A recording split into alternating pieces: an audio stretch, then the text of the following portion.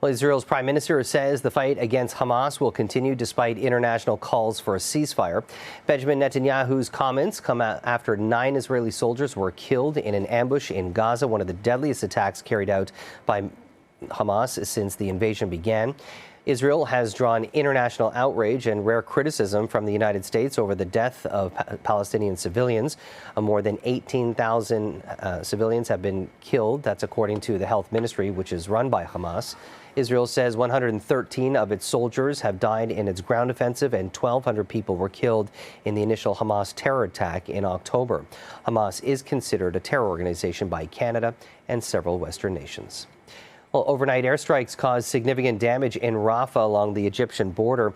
Nearly 1.9 million Palestinians have been driven from their homes, with most seeking refuge in the south, even as Israel has continued to strike what it says are militant targets in all parts of the territory. An Associated Press reporter saw 27 bodies brought into Rafah Hospital earlier today.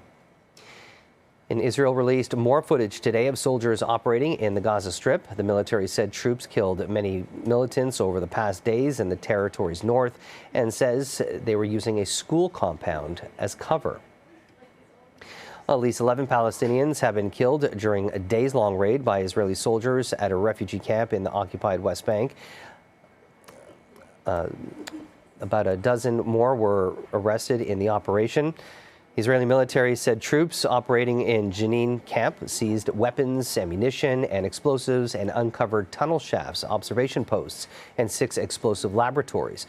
Over 270 Palestinians have been killed in the West Bank since the start of the Israel-Hamas war, and that's according to the health ministry. And for the latest on the Israel-Hamas war, you can head to our website, cb24.com.